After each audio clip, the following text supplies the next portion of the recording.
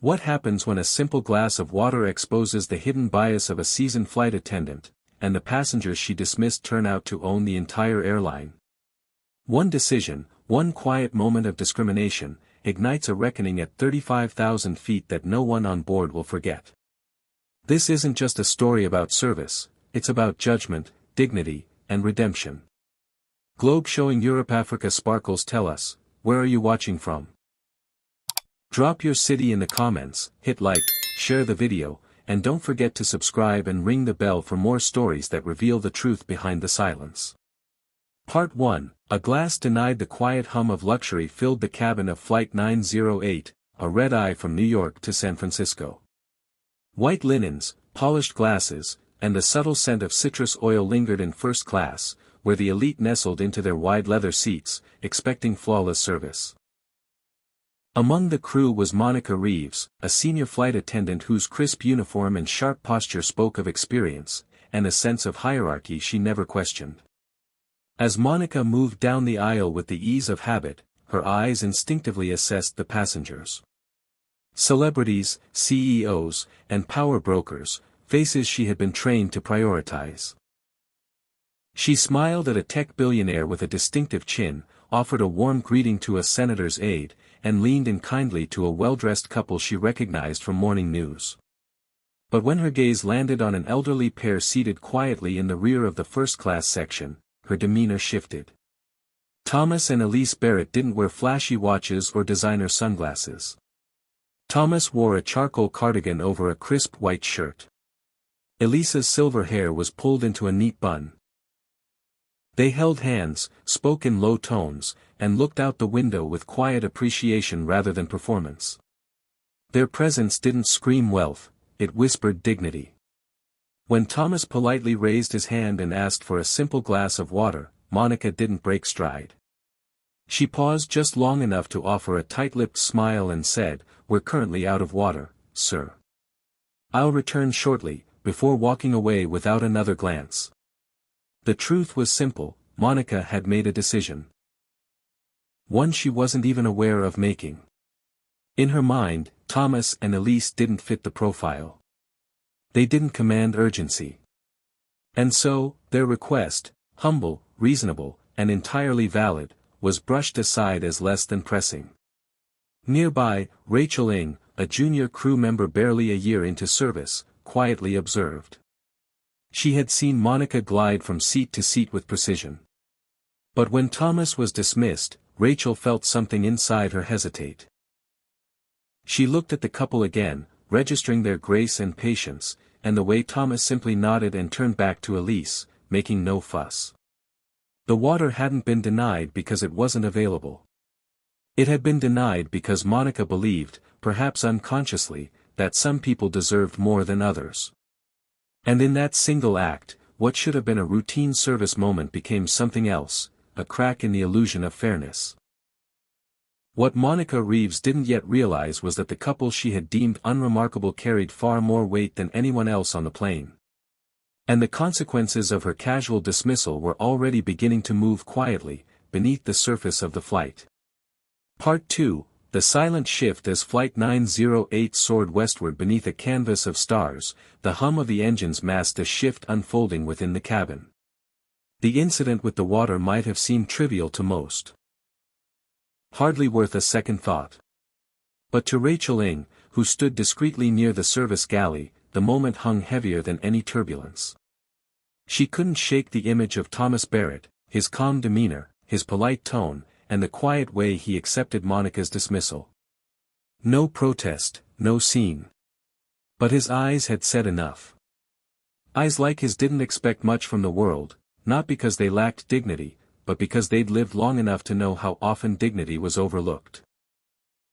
Rachel glanced over at Monica Reeves, who was now laughing softly with a businessman whose gold cufflinks glinted every time he gestured. Monica was in her element, serving those who, in her mind, fit the seat. Her actions were polished, her tone warm, but selectively so. To her, kindness had always been a performance for the perceived powerful. Meanwhile, Thomas and Elise sat in near silence. Elise quietly pulled a small book from her handbag. Thomas adjusted his blanket and looked out at the endless night sky. Neither spoke of the water. Neither needed to. But they had already spoken, just not with words. Thomas had tapped a message into his phone shortly after Monica's response, calmly, precisely. Rachel couldn't see the screen, but she recognized the posture of someone who wasn't complaining, just documenting. 15 minutes later, in the cockpit, Captain Jacob Whitaker received a private message from operations. Unusual. It was marked with priority status and bore a name he hadn't seen in years, Barrett Holdings. His co-pilot raised an eyebrow. "Is that?" "Yes," Whitaker replied, tone tight. "That Barrett." He keyed the intercom and spoke with the crisp clarity of command. "Cabin crew, be advised, we have priority passengers aboard. Mr. and Mrs. Thomas Barrett. Ensure their comfort immediately." Rachel's eyes widened. She glanced again at the quiet couple, her chest tightening. The Barretts weren't just passengers. They were the owners of the airline. The true architects behind Skyward Aviation's transformation over the past decade. They had stepped back from public life long ago, handing much of the day-to-day over to executive teams. But their values, discretion, integrity, fairness, were etched into every company policy. And right now, they were watching those values being quietly tested at 35,000 feet. Rachel moved quickly, prepping a tray with sparkling water, lemon slices, and warm towels. But Monica intercepted her. "What are you doing?" she asked, her voice low. "We've been instructed to personally attend to Mr. and Mrs. Barrett," Rachel replied, careful to hide the urgency in her tone. Monica scoffed. "Barrett? That's the couple in 1F and 1G. No way." Rachel met her gaze. "Captain's orders. Priority passengers." Something flickered across Monica's face. Confusion, then dawning realization. She looked down the aisle where Thomas now sat serenely, eyes meeting hers with unwavering calm. In her chest, something began to twist. Still, she lifted her chin and took the tray from Rachel. "I'll deliver it," she said quickly, as if reclaiming control could erase the mistake already made. She approached the Barretts with a smile that was a little too tight, her usual confidence noticeably fractured. "Mr. Barrett, Mrs. Barrett," she said, voice high and rehearsed, "please accept this with our sincerest apologies for the earlier delay." Thomas nodded politely, accepting the water. "Thank you," he said. Then he looked at her, not unkindly, but with the weight of a man who had built empires from nothing and had seen every type of person along the way. His next words, though soft, echoed with authority.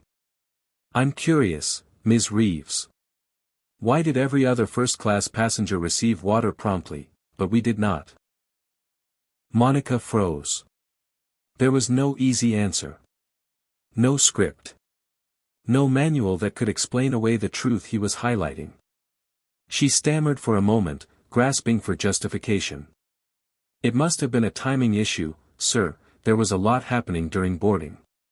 But her voice betrayed her. Thomas didn't press. He didn't scold. He simply let the silence hang. Sometimes, silence is the most powerful mirror. Rachel watched from the galley, her stomach tight. She understood now what had unsettled her about Monica's behavior. It wasn't just about a delay. It was about judgment.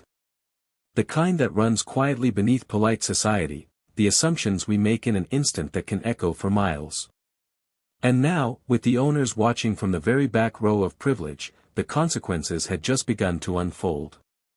Part 3, the founder calls the hush in the first-class cabin of Flight 908 deepened, not with silence, but with awareness. Every clink of glass, every whispered word now moved around Thomas and Elise Barrett like ripples on water. A simple glass of water had shifted the air. The weight of unspoken judgment had settled in, and Monica Reeves could feel it pressing into her every movement. She retreated to the galley, palms slightly damp, jaw clenched. No one had raised their voice. No one had demanded anything. And yet, it felt like she had already been judged. From the cockpit, a soft chime echoed. The in-flight phone. Rachel answered, her face tightening. Then she turned to Monica, her voice calm but serious. "It's for you." Monica took the receiver, pressing it to her ear with the same mechanical professionalism she'd always relied on. "This is Monica." A beat. Then a voice, measured, deep, controlled. "Ms. Reeves. This is Everett Barrett."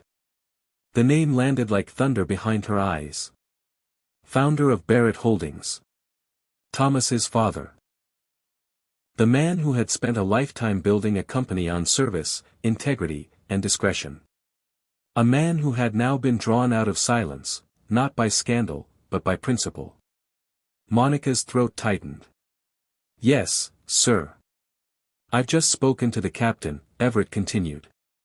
"And I've received a report, brief but sufficient, regarding your interaction with my son and his wife." Monica's gaze darted toward the aisle, where Thomas sat quietly, his wife gently flipping through a book beside him. "I see," she managed to say, though her voice cracked at the edges. "I have one question, Ms. Reeves," Everett said, his tone not angry, but dissecting. "Was this an isolated oversight, or do you routinely determine who is worthy of your attention based on appearance?" There was no escape from the question. "Not now." Monica swallowed hard.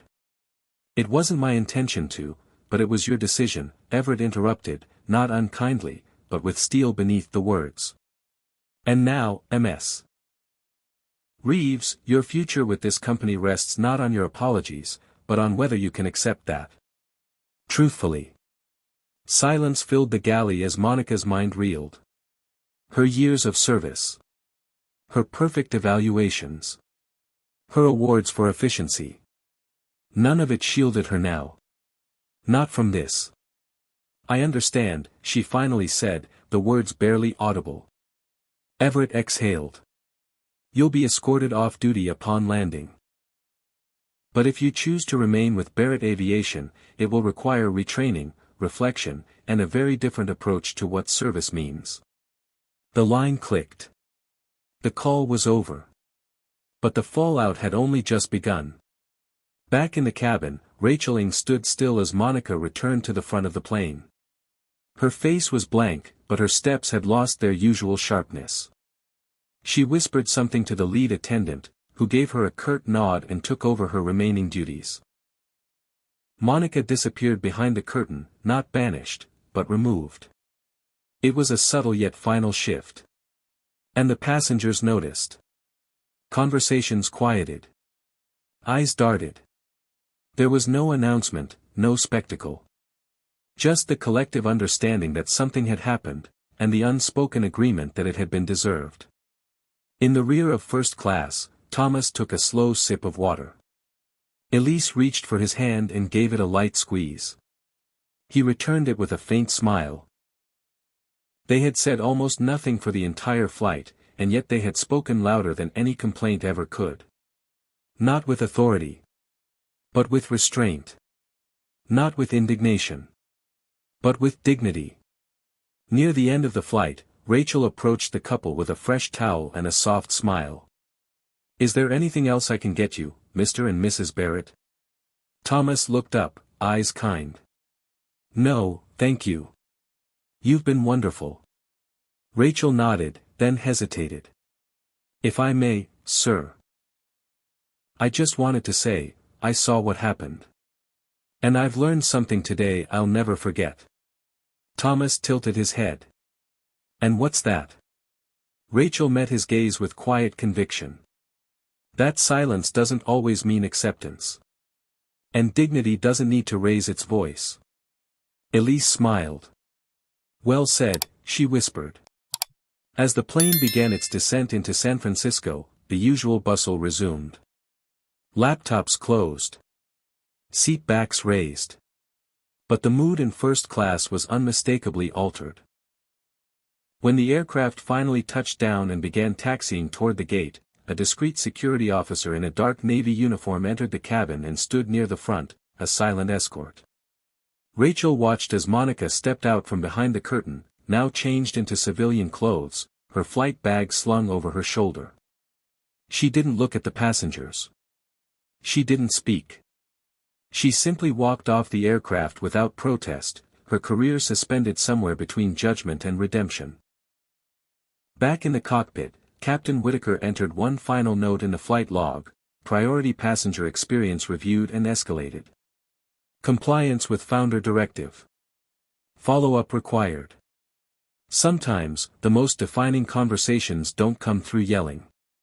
They come from the quiet correction of those who see everything, and say only what needs to be said. And for Monica Reeves, one glass of water had just changed the entire course of her future. Part 4. Between silence and change, it had been 3 weeks since Monica Reeves had stepped off Flight 908, not as a crew leader, but as a cautionary tale. Her badge had been suspended. Her shifts revoked. Her reputation, the one she'd spent 15 years building, reduced to a single flight and one decision that exposed more about her than she ever intended to admit. Now, she sat alone in a small training room at Barrett Aviation's Northwest Operations Center. A windowless space with whiteboards and a ceiling projector, empty except for a chair, a desk, and a manila folder stamped with the word, Remedial Service Initiative, Level 2 Attendee, M. Reeves. No instructor had entered yet. The silence pressed on her like altitude. She exhaled slowly, eyes scanning the handouts. They weren't about flight protocols. They were about bias. Subconscious behavior. Equity. Emotional intelligence.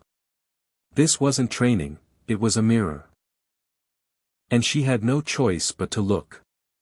When the door finally opened, Monica stood instinctively. A woman entered, early 50s, soft-spoken, dark suit. Her name tag read, Dr. Marian Elridge, DEI Officer, Barrett Aviation. She extended a hand. Monica. Thank you for showing up. Wasn't exactly optional, Monica muttered. Dr. Elridge didn't flinch. No. But attendance and presence are two different things. You showed up. Let's see what you brought with you. She sat across from Monica, opened her laptop, and said nothing else for nearly a minute. The silence again. It was deliberate. Tell me, she said finally. When you told Mr. Barrett the water wasn't available, what did you really mean? Monica straightened. I was prioritizing other tasks. Tasks like delivering champagne to a hedge fund executive. Monica looked away. Dr. Elridge tapped her pen gently on the folder. This isn't about shaming you, Monica. But you need to hear this. Your reaction wasn't a misstep in efficiency. It was a pattern of judgment. And judgment, when unchecked, becomes policy without ever being written down. Monica felt the sting of those words. She remembered Thomas Barrett's face. Calm, patient, but not passive. And Elise, quietly watching, never interrupting, yet never invisible. They didn't look like first-class regulars, Monica said finally. And what do first-class passengers look like? Dr. Elridge asked gently. Monica didn't answer. That afternoon, the sessions continued. Case studies. Testimonies. Hidden camera videos from airport lobbies and lounges. Story after story of people misread, mistreated, misjudged, until someone with power stepped in. By the time the second day ended, Monica no longer saw herself as the seasoned professional being unfairly punished. She saw herself as someone who had forgotten the faces of dignity when they didn't look like money. And it haunted her. On the final day of training, she was given a sealed envelope and told it had been left for her, at the personal request of Mr. Thomas Barrett. Inside was a single sheet of cream stationery, neatly handwritten. Monica, I've spent my life building an airline that treats people not as commodities, but as travelers, with stories, with value, with presence. That day on the plane, you made a call. You decided who belonged, and who didn't. That wasn't new to us. But it was revealing. The fact that you're reading this tells me you haven't walked away. And that means something. So here's my offer. Not of forgiveness, because I don't believe that's mine alone to give. But of opportunity. Finish this program. Come back to the skies. Fly one route, just one, with Rachel Ing. She saw what happened. She also saw what you could be. Show her. Show us. Show yourself. Dignity isn't about perfection. It's about choosing better when the next chance arrives. Thomas Barrett. Monica read the letter twice. Then folded it slowly, as if each crease meant something. 2 weeks later, Flight 732 departed from Seattle to Atlanta. Monica Reeves was back on the manifest. But this time, she wore no seniority bar. Her badge had a trainee sticker. And across from her, in the jump seat during takeoff, sat Rachel Ing, now promoted to lead flight attendant. The two women exchanged a glance. Rachel gave her a polite nod. No resentment. No welcome parade. Just room. And that, Monica thought, was exactly the kind of start she deserved. Part 4. Between silence and change. It had been 3 weeks since Monica Reeves had stepped off Flight 908, not as a crew leader, but as a cautionary tale. Her badge had been suspended. Her shifts revoked. Her reputation, the one she'd spent 15 years building, reduced to a single flight and one decision that exposed more about her than she ever intended to admit. Now, she sat alone in a small training room at Barrett Aviation's Northwest Operations Center. A windowless space with whiteboards and a ceiling projector, empty except for a chair, a desk, and a manila folder stamped with the word, Remedial Service Initiative, Level 2 Attendee, M. Reeves. No instructor had entered yet. The silence pressed on her like altitude. She exhaled slowly, eyes scanning the handouts. They weren't about flight protocols. They were about bias. Subconscious behavior. Equity. Emotional intelligence. This wasn't training, it was a mirror. And she had no choice but to look. When the door finally opened, Monica stood instinctively. A woman entered, early 50s, soft-spoken, dark suit. Her name tag read, Dr. Marian Elridge, DEI Officer, Barrett Aviation. She extended a hand. Monica. Thank you for showing up. Wasn't exactly optional, Monica muttered. Dr. Elridge didn't flinch. No. But attendance and presence are two different things. You showed up. Let's see what you brought with you. She sat across from Monica, opened her laptop, and said nothing else for nearly a minute. The silence again. It was deliberate. Tell me, she said finally. When you told Mr. Barrett the water wasn't available, what did you really mean? Monica straightened. I was prioritizing other tasks. Tasks like delivering champagne to a hedge fund executive. Monica looked away. Dr. Elridge tapped her pen gently on the folder. This isn't about shaming you, Monica. But you need to hear this, your reaction wasn't a misstep in efficiency. It was a pattern of judgment.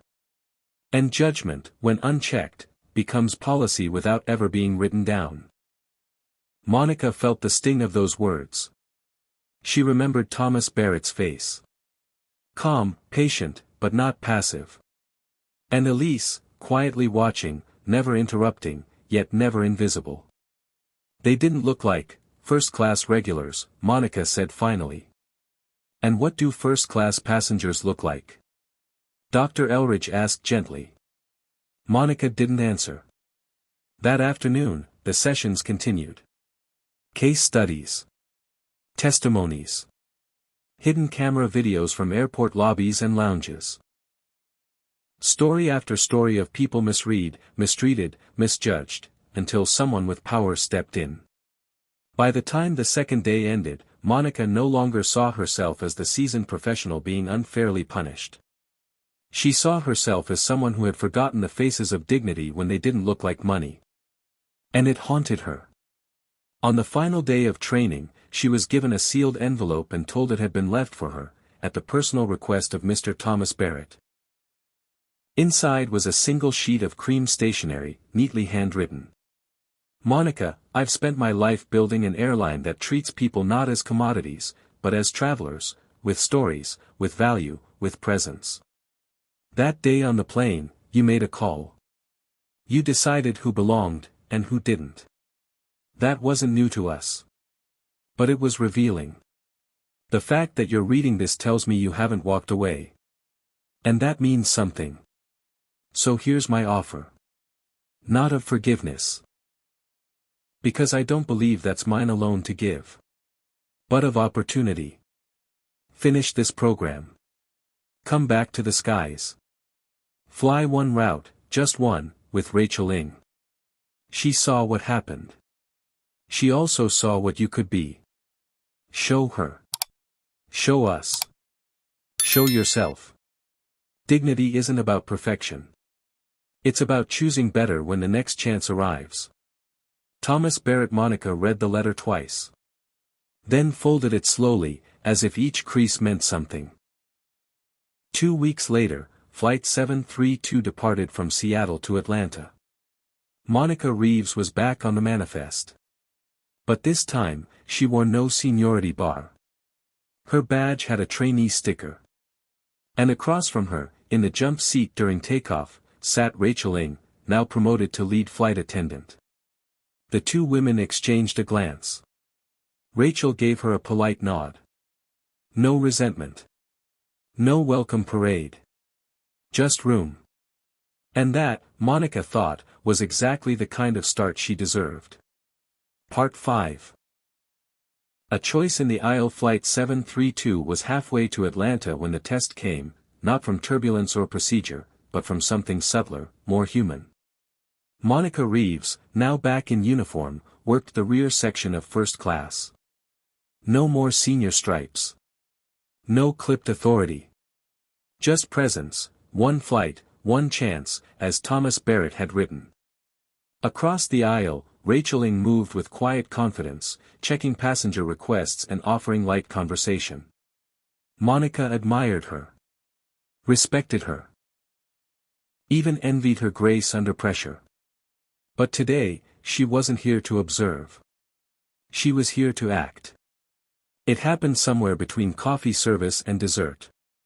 A boy, no more than 9, sat beside his father, knees tucked, quietly watching the cabin like everything was new.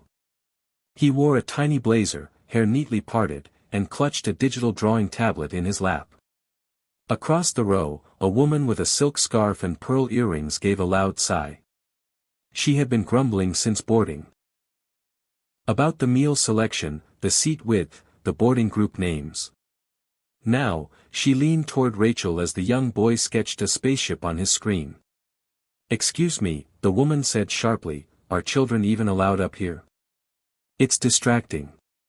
Rachel paused. "He's a paying passenger like everyone else, ma'am." The woman's lips tightened.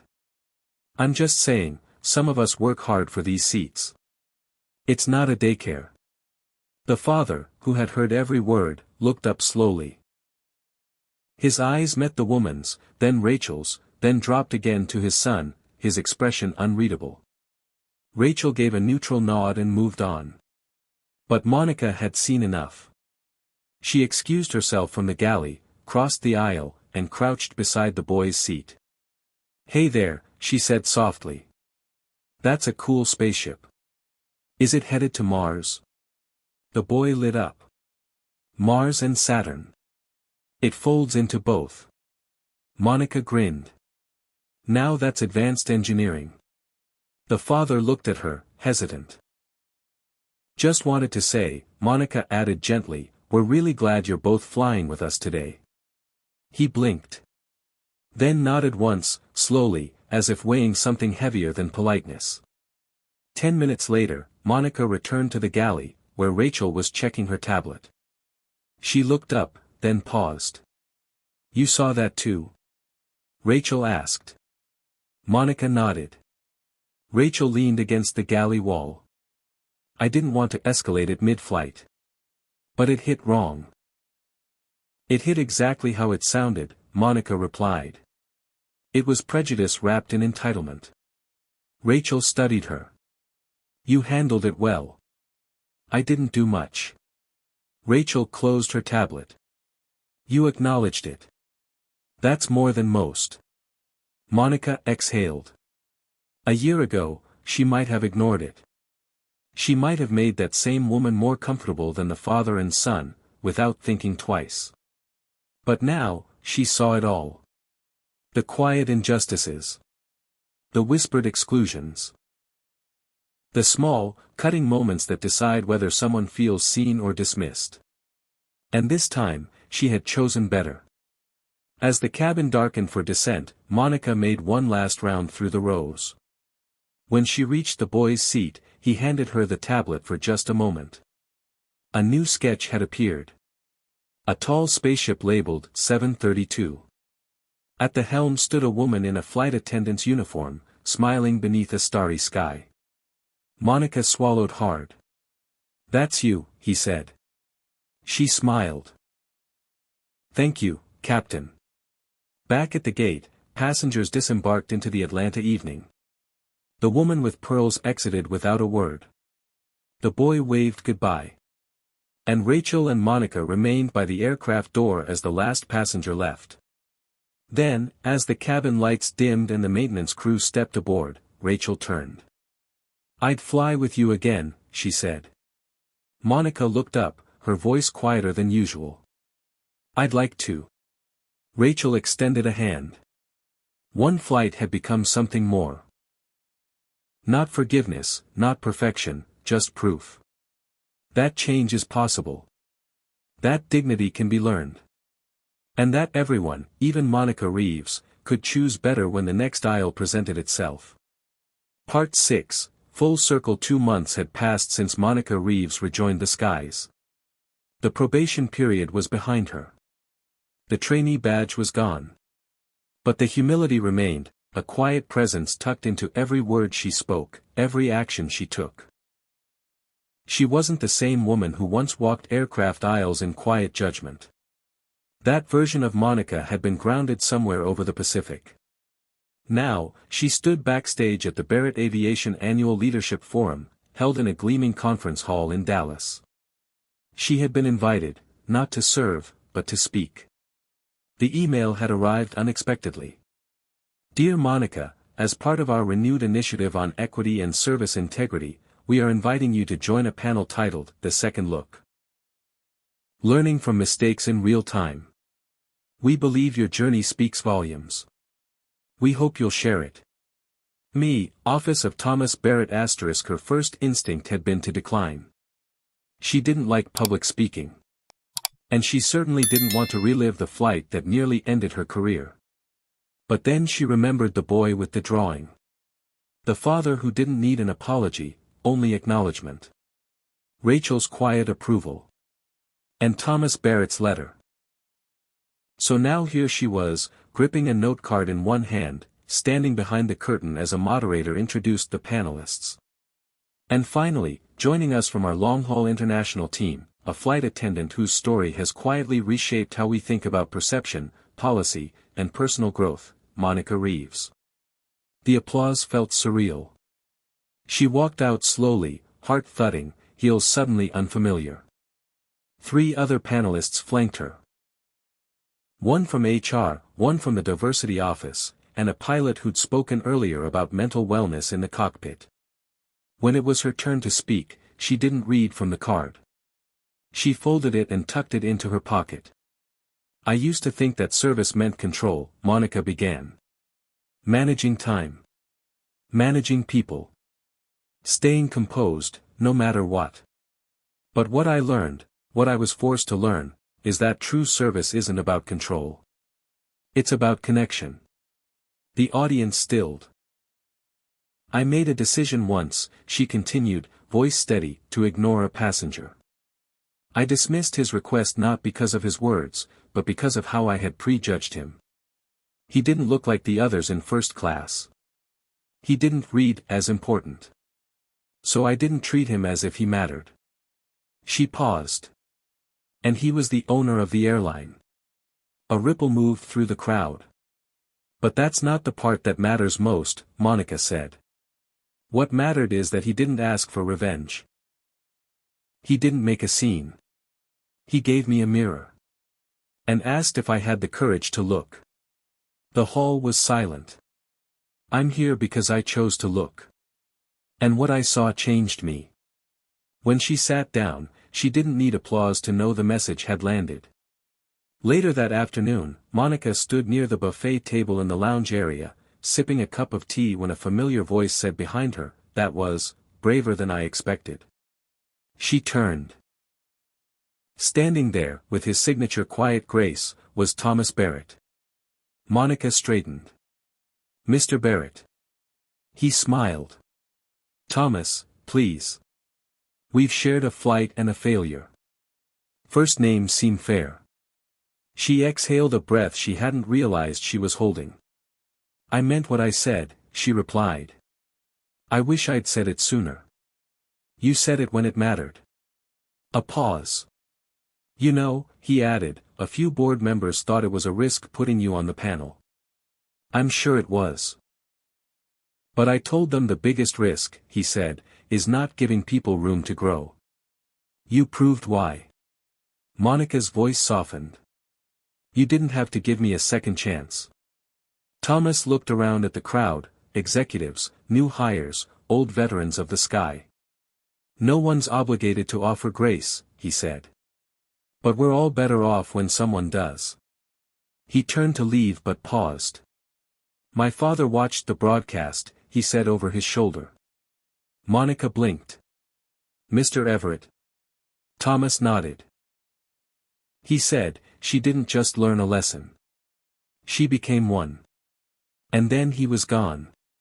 Monica stood still for a moment, letting the words settle. She didn't know what the next flight held. Or the next passenger. But she knew this, she would see them. Not their shoes. Not their jewelry. Not their seat number. She would see them. Because that was the difference between being a flight attendant and being of service. At the heart of this story lies a lesson we all need to remember. Perception is powerful, but it must be checked with humility. Monica Reeves' journey reminds us that even those with the best training can carry subconscious biases, and a moment of disregard, like denying a simple glass of water, can reveal much about who we are when no one's watching. But equally important is the message of grace. Thomas and Elise Barrett didn't react with rage or retaliation, they responded with dignity, creating space for reflection rather than public shaming. Their quiet strength showed that power doesn't need to roar, it can whisper and still transform lives. True professionalism is not about knowing the rules, it's about honoring every human being, regardless of status or appearance. This story isn't just about airlines or customer service. It's about how we see each other, and whether we choose to pause, acknowledge, and extend respect, especially to those who don't immediately seem to belong. For adults and seniors who have seen the world change, it's a reminder that the work of unlearning and becoming better never ends. And that sometimes, our greatest impact isn't how we act when we're praised, but how we react when we've been wrong. Speech balloon: what part of this story resonated most with you? Drop your thoughts and your city in the comments. Thumbs up like if you believe respect should never be optional. Blackstories: share with someone who needs this message. Bell, and don't forget to subscribe and ring the bell so you never miss another powerful story like this one.